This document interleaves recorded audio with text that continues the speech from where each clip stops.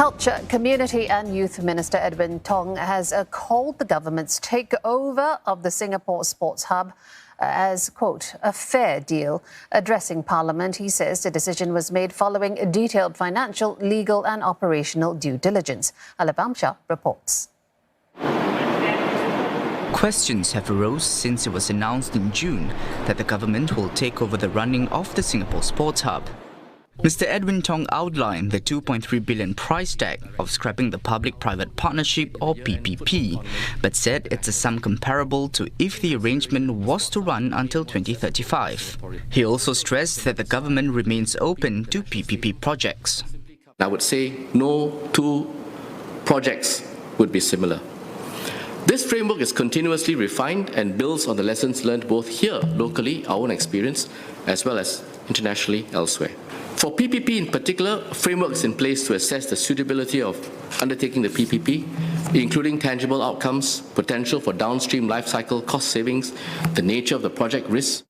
He highlighted that the decision for the early termination was not driven by financial reasons.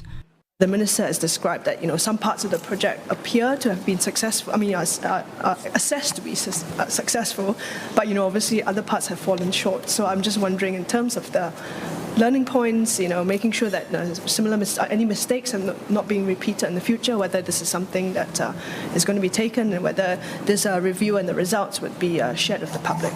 Actually, what had been done in leading up to this decision was a very thorough review already.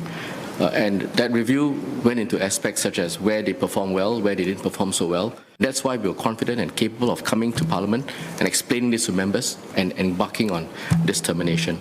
He added that a host of programs is on the horizon to make the mega facility a community icon, like holding regular open houses, school sports days and more national school games there.